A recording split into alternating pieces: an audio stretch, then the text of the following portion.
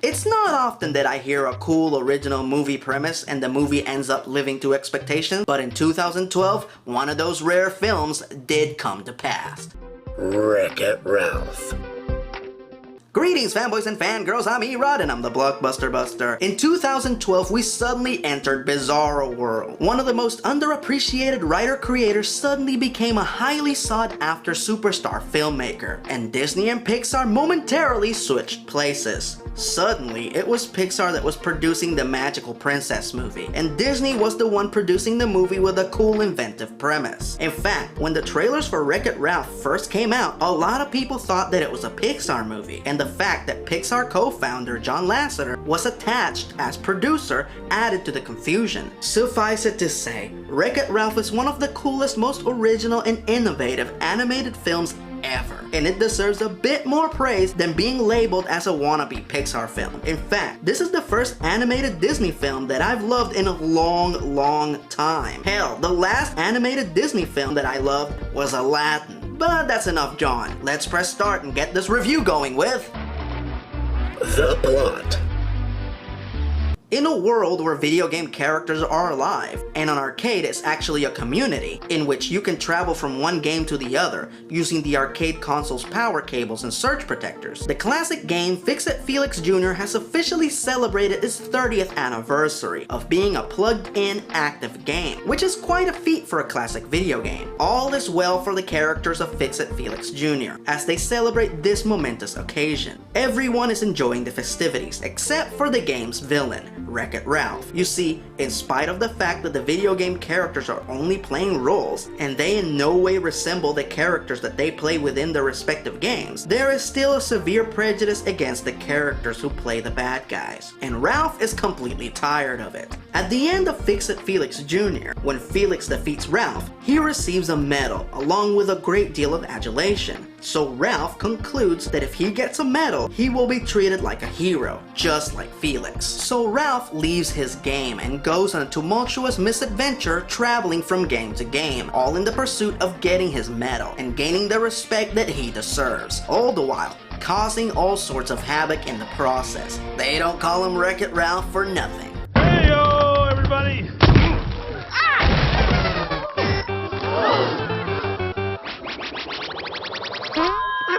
I'm okay. Cast and characters. My god, the cast of this film is awesome! And yes, they mostly pick celebrity actors to play the characters, but this is one of those rare occasions where each of them was actually very well picked. And I like how the actors were required to attend the recording sessions together. It just enhances a performance greatly when one actor has another actor to play off of. Before I start talking about the central cast, I have to mention all the great cameos in this movie. Not just video game characters, but they actually managed to sneak in Japanese pastry mascot Beard Papa into the movie, voiced very briefly by John DiMaggio. Then you have awesome appearances by Bowser, M. Bison, Zangief, Ken, Ryu, Kano, Dr. Robotnik, Clyde, Pac-Man, Frogger, Q*bert, Root Beer Tapper, played by the great Maurice LaMarche, and of course, Sonic the Hedgehog, played by Robert Craig Smith himself, the actual voice actor that voices Sonic in the video games in English. Now let's jump into the main cast, starting with the most impressive performance of them all, Alan Tudyk as King Candy. This was phenomenal. Just like Henry Winkler's Ambush Bug, I genuinely thought that this character was played by a professional voiceover actor. Usually, celebrities are asked to do voiceover due to the unique quality of their natural voices. Alan threw that completely out the window. He did a magnificent pseudo-impersonation of Ed Wynn. He immersed himself in a completely different character and delivered one of the funniest and most memorable performances in the film. Well, maybe I'll just have to have a little talk with the winner then. Is that a threat I smell? You are beyond the halitosis you so obviously suffer from. Hell, his performance is so good it won Alan Tudyk an Annie Award, which is one of the highest awards in the world of animation. Then we have Sergeant Calhoun, played by the harsh and indisputably hilarious Jane Lynch. Now, Calhoun is supposed to be an amalgam of Lara Croft and Samus Aran, and I know that the animators partially based her features on Jane Lynch herself. Actually, everybody thought you guys looked just alike. We were talking about it, they're like, wow, they really got Jane Lynch. I am absolutely flattered. The boobs and all, right? Yeah, boobs and all. The triple E. Especially the boobs. Yeah, like Barbie, she'd fall over forward. But is it just me, or does she really look like Gina Davis as Charlie Baltimore in The Long Kiss Goodnight? Huh? What do you think? Anyway, Calhoun is the lead character in a modern first-person shooter game found in the arcade, called Hero's Duty. She's a no-nonsense, ultra-badass heroine who will fight to defend her game and the arcade at any cost. Viruses do not stop! Once those cybugs finish off Sugar Rush, they'll invade every other game until this arcade is nothing but a smoking husk of forgotten dreams. A big part of the enjoyment of this film is seeing the classic video game characters from the 80s interact with the modern characters of today, and very few characters highlight that contrast quite like Calhoun. Jimmy, look at that high definition, your face. It's amazing. Flattery don't charge these batteries, civilian. Then we have Fix-It Felix Jr., played by Jack McBrayer. Felix is an obvious parody of Super Mario, but they really let Jack McBrayer just be himself with this character. It's just impossible to hate him. Part of you wants to, since one of his closest friends is being treated like crap, and Felix is a big part of the reason why this prejudice continues. But he's just so gosh darn lovable. It truly takes him begging you to punch him in order for you to actually want to punch him. The vines, they're laffy-taffy. They're attracted to whatever makes them laugh. Here, hit me again. That's not funny enough. Harder. Look, you're a nice guy. I can't... No, ma'am! The arcade is depending on us. Now do your duty. That's an order.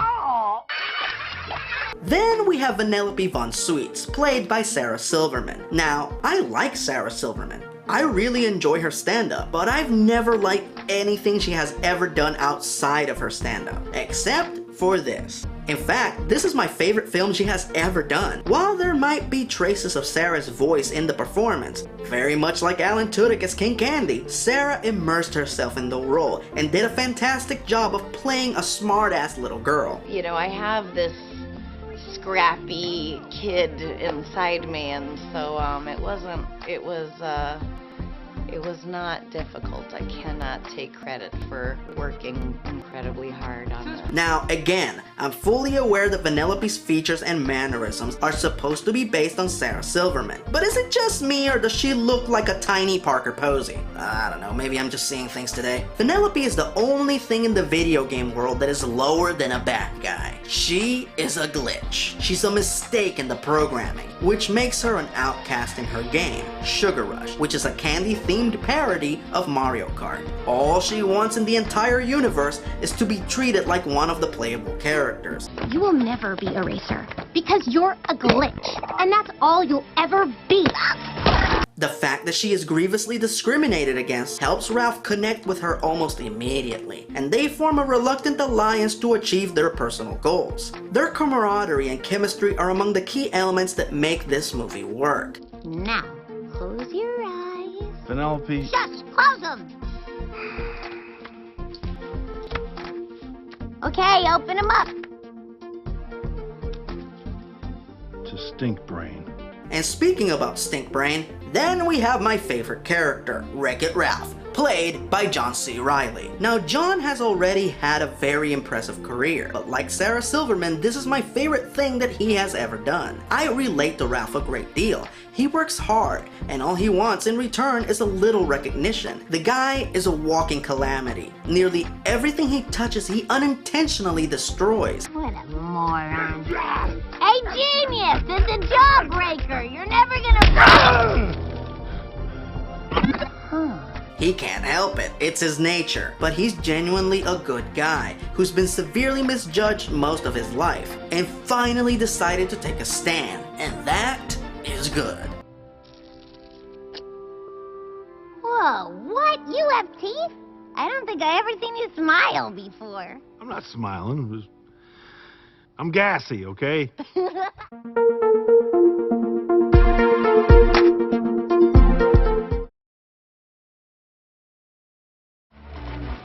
Favorite scene. Holy guacamole, there are a lot of awesome scenes and sequences in this movie. From the great race scene at the end, to the fantastic sequence of Ralph posing as a character in the uber-violent Hero's Duty. When did video games become so violent and scary?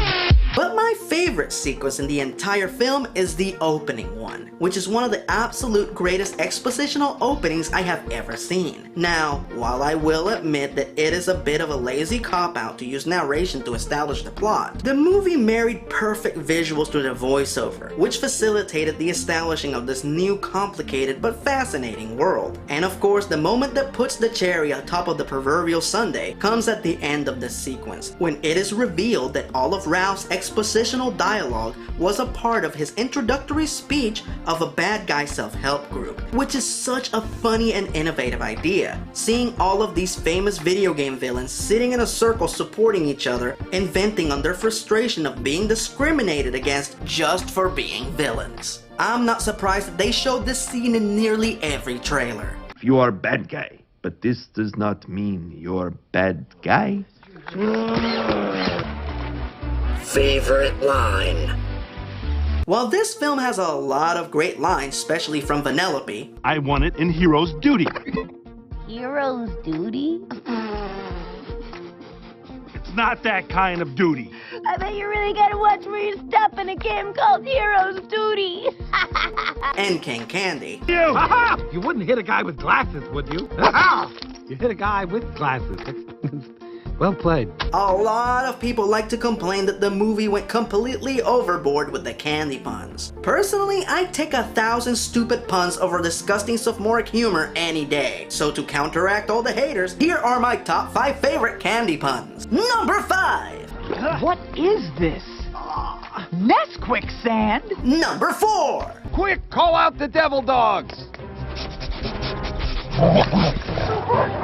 Number 3!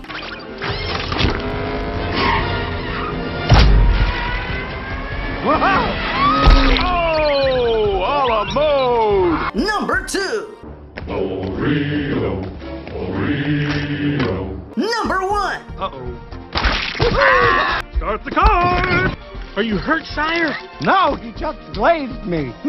But my absolute favorite line in the movie goes back to my favorite scene, and that is the bad guy affirmation, which they say after all of their sessions. Very few lines do as good of a job of summarizing what the movie is truly about. I am bad, and that's good.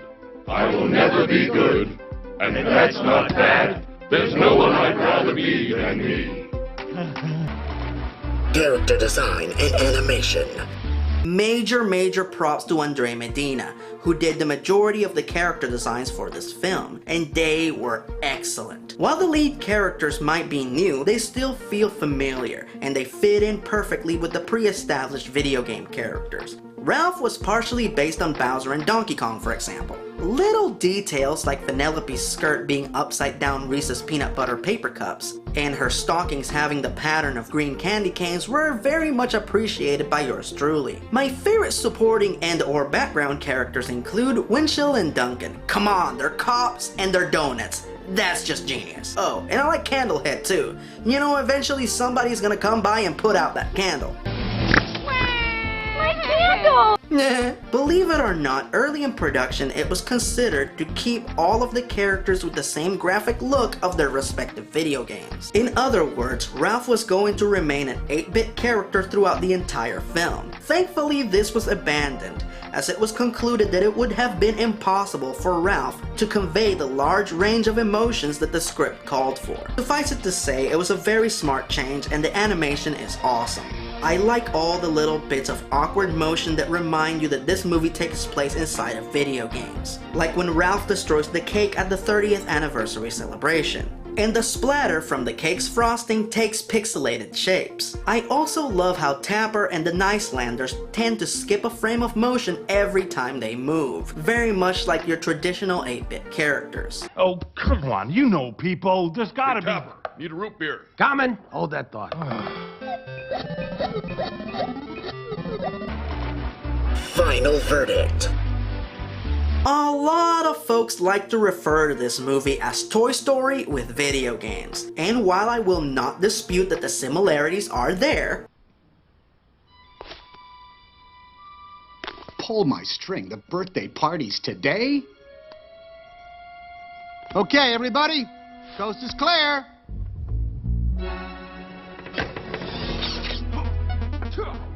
All clear. The arcade's closed. Sure you can!